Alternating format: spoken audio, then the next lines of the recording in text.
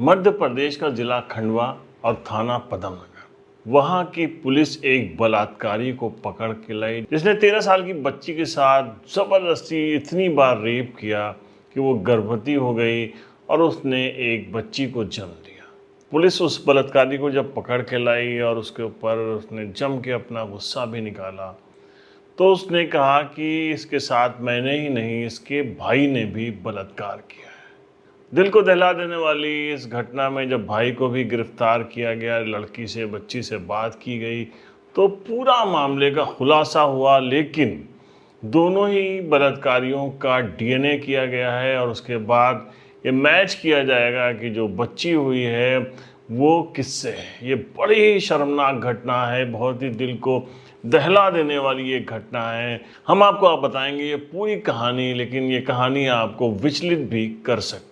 दरअसल खंडवा के जिला अस्पताल में 26 अप्रैल को एक महिला अपनी 13 साल की एक बच्ची को लेकर पहुंची और वहां के डॉक्टर से बताया कि ये गर्भवती है, इसके पेट में असहनीय पीड़ा हो रही है। डॉक्टर ने जब उसके पति का नाम पूछा तो उस महिला ने कहा कि डॉक्टर साहब, इसका कोई पति नहीं है, आप कृपया करके इसकी जान बचाइए और इसकी डिलीवरी कराइए, और जो बच्चा होता है उस बच्चे को आप लोग ही ले लीजिए, लेकिन किसी तरीके से मेरी इस बच्ची की जान बचाइए। वहाँ की डॉक्टर्स भी ये सब सुन के हैरान हो गई। उन्होंने जो उसकी जिम्मेदारी थी उसको निभाया। उन्होंने पुलिस को भी सूचना भेजी और पुलिस को सूचना भेजने के साथ डिलीवरी कराई।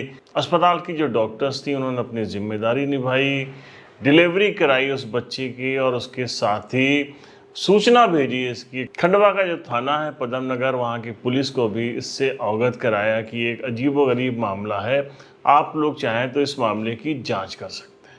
13 साल की एक बहुत कमज़ोर, एक बहुत परेशान, एक बहुत भयभीत लड़की ने एक बच्ची को जन्म दिया। बच्ची तो सकुशल हुई, लेकिन जच्चा की हालत बहुत बिगड़ गई। हालत बिगड़ने के बाद डॉक्टर्स ने उसको एसएनसीयू में शिफ्ट किया। सूचना पाकर पुलिस भी वहां पर पहुंच गई। महिला पुलिसकर्मियों ने जब डॉक्टर से पूरी बातचीत की तो उन्होंने उसकी मां से मिलाया और मां ने बताया कि अभी जब हमारी बेटी है, आप लोग खुद उससे बात करिएगा तो आपको पूरा माजरा पता चल जाएगा, क्योंकि उसकी मां सिर्फ रो रही थी और कोई बात नहीं बता पा रही थी। पुलिस को बच्ची को जन्म देने वाली 13 साल की मां से बात करने के लिए काफ़ी इंतज़ार करना पड़ा, क्योंकि उसकी हालत बिल्कुल जवाब देने वाली नहीं थी। डॉक्टर्स का भी कहना था कि जब तक वो मेंटली थोड़ा सा फिट नहीं हो जाती है, आप लोग तब तक उससे बात मत करिए। पुलिस ने थोड़ा सा इंतज़ार किया, लेकिन जैसे ही बातचीत की कंडीशन में वो लड़की आई तो महिला पुलिसकर्मियों ने उससे पहले प्यार से, फिर साइकोलॉजिकल तरीके से उसको समझा बुझाकर बात करना शुरू किया। वो लड़की पहले तो सिर्फ रोए जा रही थी, लेकिन जब महिला कर्मियों ने थोड़ी सी उससे आत्मीयता दिखाई, थोड़ी सी मानवता दिखाई, थोड़े अच्छे ढंग से बातचीत की, तो लड़की पपक पपक कर रोने लगी और अपनी दास्तां सुनाने लगी। लड़की ने बताया कि वो क्लास 6 की स्टूडेंट है। गांव से कुछ दूरी पर एक स्कूल है जहां पे वो पढ़ाई करती थी। हमारे घर के ही पास कुछ लोग रहते हैं जो बड़े लोग हैं, उनका एक लड़का है जिसका नाम है धन्ना। वो अक्सर मुझको देखा करता था। एक दिन जब मैं स्कूल से वापस आ रही थी तो स्कूल के पास एक सुनसान जगह है, वहाँ पे उसने मुझे रोक लिया और एक टूटा फूटा मकान है, खंडहर टाइप का, वो मुझे उसमें ज़बरदस्ती लेके गया और उसके बाद उसने मेरे साथ वहाँ पर रेप किया। रेप करने के बाद उसने मुझे धमकी दी कि देखो, अगर तुमने ये सारी बात किसी से बताई तो मैं तुम्हारे पूरे घर को तबाह कर दूंगा, आग लगा दूंगा। यही नहीं, तुम्हारा एक भाई है, मैं उसका गला रेत के जो है उसका मर्डर कर दूंगा। तुम्हारी माँ दर दर भीख मांगने को मजबूर हो जाएगी। छोटी बच्ची थी, 12-13 साल की उम्र थी, क्लास 6 की लड़की थी, डर जाती है, बिल्कुल स्वाभाविक है उसका डर जाना। वो घर गई, उसने अपने घर पे कुछ नहीं बताया, लेकिन उसकी हालत ख़राब रही। ये सिलसिला अगले 3-4 दिन तक चलता रहा। जब वो स्कूल से आती तो उसी तरीके से उसको धमकाता, उसी खंडहर में ले जाता और खंडहर में ले जाने के बाद उसके साथ दुराचार करता, उससे कहता कि तुम परेशान ना हो, मैं तुमसे शादी करूँगा। 3-4 दिन गुजर गए, लड़की बहुत परेशान थी असहनीय पीड़ा भी उसको हो रही थी, दर्द महसूस कर रही थी वो। एक दिन उसने अपने भाई से कहा कि मैं स्कूल नहीं जाऊंगी, स्कूल तभी जाऊंगी जब तुम मुझे स्कूल छोड़ने जाओगे, स्कूल से लेने आओगे, जैसे बहुत दूसरी जो बच्चियां आती हैं, लड़कियां आती हैं, उनके घर वाले आते हैं। भाई को कुछ लगा कि क्या कोई गड़बड़ है क्या है, लेकिन उसने सोचा कि चलो ठीक है, मैं बहन की बात मान लेता हूँ। वो बहन के साथ गया। ये कहना है उस लड़की का, उस बच्ची का कहना है कि मेरा भाई मेरे साथ गया स्कूल तक छोड़ने, उसके बाद छुट्टी में जब मुझे लेने आया तो मुझे लगा कि आज मेरा भाई है, मैं थोड़ा सुरक्षित महसूस कर रही थी। लेकिन जैसे ही मैं उस खंडहर वाली जगह पे पहुंचा, वही लड़का जो मेरा पड़ोसी, जो मेरे साथ रोज़ दुराचार करता था, वो मुझे वहाँ पर मिल गया। इस बार उसके हाथ में एक धारदार चाकू भी था।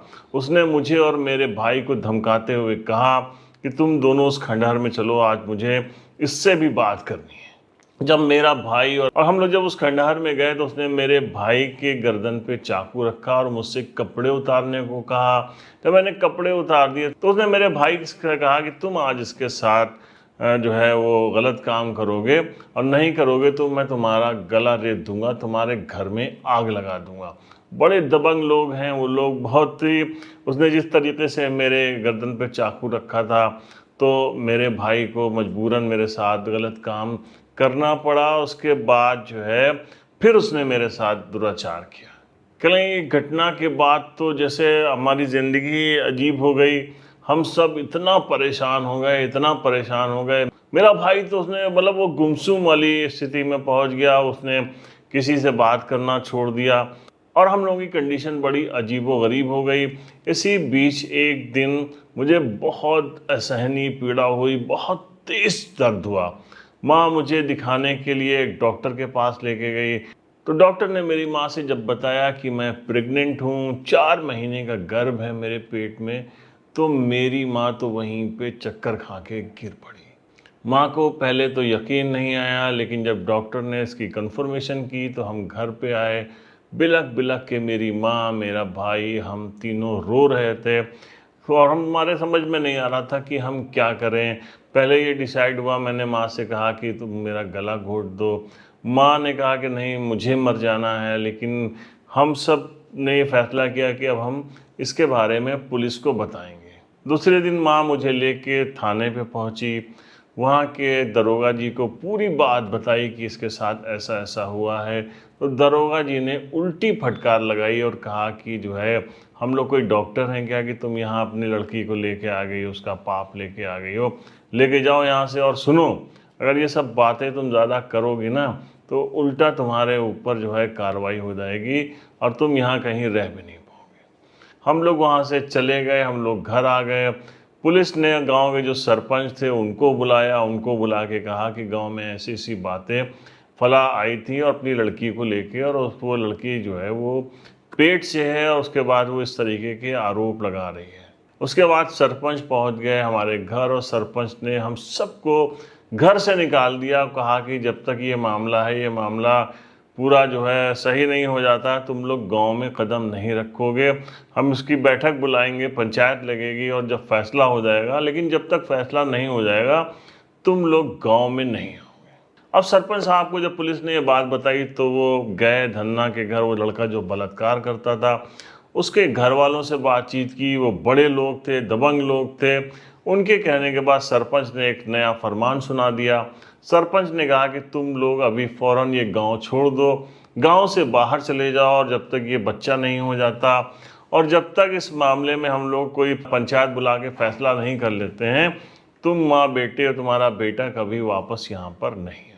तो वो 13 साल की बेटी जिसने एक बच्ची को जन्म दिया था, वो अपनी दास्तान सुना रही थी। हॉस्पिटल का एसएनसीयू रूम जिसमें वो बच्ची अपनी दास्तान सुना रही थी, पास में एक दो बेड पे कुछ मरीज और थे, कुछ नर्स वहाँ पे थी, महिला कर्मी भी एसआई के साथ गई हुई थी। उस सारे लोगों के आंखों से उस वक्त आंसू बह रहे थे। सबके अंदर लग रहा था कि एक बिल्कुल गुस्सा भर गया हो। उस महिला इंस्पेक्टर ने अपने सीनियर्स को इस बारे में सब कुछ बताया, कलमबंद जो बयान हुए थे उसके बारे में बताया, और उसके बाद पदम नगर थाने में 376 का मुकदमा दर्ज किया गया। मुकदमा दर्ज होने के बाद फौरन धन्ना की गिरफ्तारी की गई और पुलिस ने ज़बरदस्त तरीके से उसकी पिटाई की वहाँ पर, क्योंकि सभी के अंदर इस कहानी को सुनने के बाद बहुत ज़्यादा गुस्सा था। पुलिस ने जब उसकी पिटाई की तो उस लड़के ने एक चौंका देने वाली बात कही और उसने कहा कि मैंने क्या, इसके सगे भाई ने खुद ही इसके साथ बलात्कार किया है, हो सकता है कि जो बच्ची हुई है ये उससे हुई हो। अब उसके भाई को भी गिरफ्तार किया गया। लड़की ने बताया था कि किस कंडीशन में मेरे भाई ने मेरे साथ किया था, लेकिन पुलिस को भी लगा कि कोई भी कंडीशन हो, एक सगा भाई किस तरीके से उसने उसकी बात मान ली, और अगर मान भी ली थी तो उसके बाद आकर क्यों नहीं बताया। हालांकि इस वक्त के जो इंचार्ज थे उनको ये बात लग रही थी क्यों नहीं बताया, लेकिन उसकी माँ जब पहले लेके गई थी थाने पे और पुलिस को ये सारी बात बताई थी तब क्या हुआ था। हालांकि पुलिस ने डीएनए कराया है, दोनों का ब्लड सैंपल लिया था और उस बच्ची का ब्लड सैंपल लेकर भेजा है जांच के लिए, उसके बाद में ही पता चलेगा। लेकिन फिलहाल एक बहुत ही दुखद घटना, एक दिल को दहला देने वाली ये घटना थी और इस तरीके की जो दरिंदे हमारे समाज में घूम रहे हैं, शर्मसार कर रहे हैं मानवता को, उनको तो कड़े से कड़ा सबक सिखाना भी चाहिए। लेकिन उन बच्चियों से भी तमाम हमारी सरकारें बहुत सारा प्रचार प्रसार कर रही हैं कि कभी भी कोई घटना हो या कोई उनको डराने की कोशिश करे तो वो फ़ौरन अवगत कराएं अपने घर वालों को और पुलिस को। लेकिन सिर्फ प्रचार प्रसार से नहीं होगा, पुलिस वालों को अपनी जिम्मेदारी समझनी होगी कि अगर उनके पास कोई पीड़िता न्याय के लिए पहुंचती है तो वो उसके साथ इंसाफ करें। मैं हूं परवेज़ अहमद, आप देख रहे थे क्राइम स्टोरी। हम मिलते हैं नेक्स्ट एपिसोड में एक नई घटना के साथ। तब तक के लिए अपना ख्याल रखिए। जय हिंद।